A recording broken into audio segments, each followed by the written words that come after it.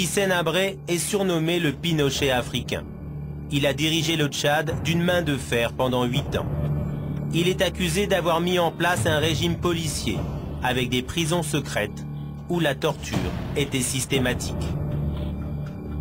Après sa fuite, des charniers ont été découverts. Hissène Habré serait responsable de la mort de plus de 40 000 Tchadiens. Le procès d'Hissène Habré, le jugement d'un ancien dictateur en Afrique, ce serait une première. L'aboutissement d'une traque qui dure depuis plus de 10 ans. Dans le quartier chrétien de la ville, nous avons retrouvé un des témoins clés du dossier, Clément Abaïfouta. Son travail, fossoyeur. Avec 4 autres prisonniers, il devait enterrer les victimes du régime. Nous sommes au milieu d'un gigantesque cimetière secret. Là, tout de suite, on va arriver à la fosse commune, là. Et à partir de la fosse commune jusqu'au fond, là-bas, alors c'est vraiment des cadavres, quoi. Chaque jour, c'est 8, 7, 10, 20, 30, 40, quoi, chaque jour. En 4 ans, le fossoyeur estime avoir enterré ici plus de 1000 personnes de ses propres mains. Et c'est grâce à son témoignage que les premiers charniers du régime ont été découverts. Ces images sont inédites. Elles datent de 1991. Quelques mois après la chute d'Hissène Habré, des fouilles sont organisées à la Plaine des Morts. Une trentaine de squelettes sont déterrés à l'endroit précis où le fossoyeur dit avoir creusé une fosse commune. Voici quelques exemples de sévices dessinés par un ancien détenu.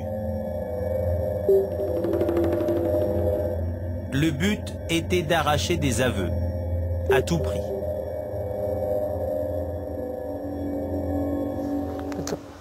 Ginette Darbaillé était enceinte de 4 mois quand elle a été arrêtée. Pendant une semaine, elle aussi a été torturée à l'électricité. Ils m'ont mis le fil électrique ici. Là, c'est le fil électrique. Puis ici, sur le sein. Et j'évanouissais. J'avais évanoui sans me rendre compte. Et vous leur avez dit que vous étiez enceinte? Oui, je leur ai dit que j'étais enceinte. D'ailleurs, c'est visible, j'étais enceinte. C'était même pas leur problème. Voici Rit Brody en mission au Tchad en 2001, 10 ans après la chute d'Habré. L'avocat comprend tout de suite l'intérêt de ces archives abandonnées par la Direction de la documentation et des services, la fameuse DDS. Ça a à voir avec les détentions des détenus, des ordres, des perquisitions, des enquêtes.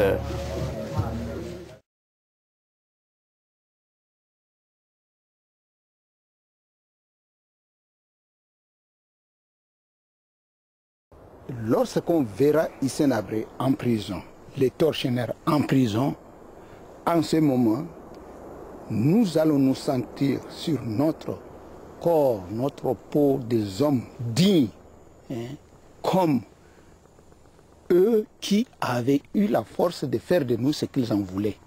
Mais cette dignité, on n'en a pas.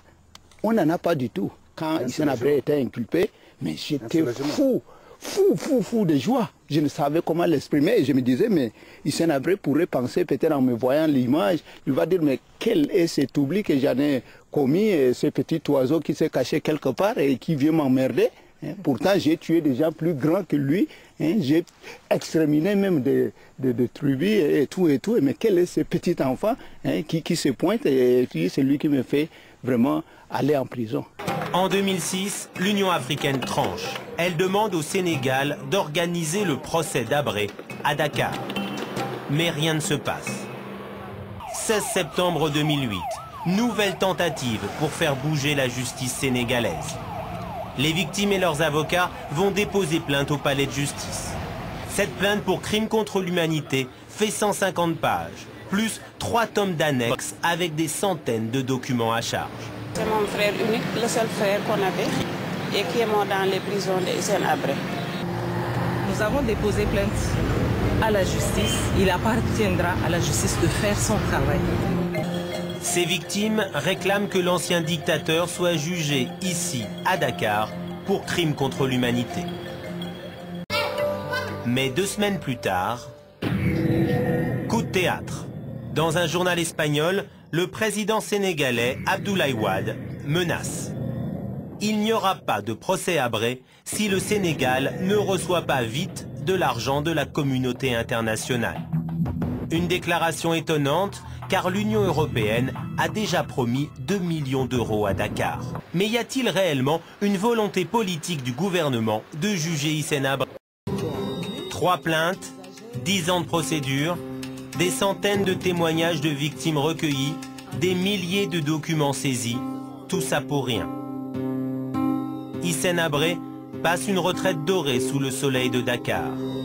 Rien ne dit qu'il sera un jour jugé pour ses crimes.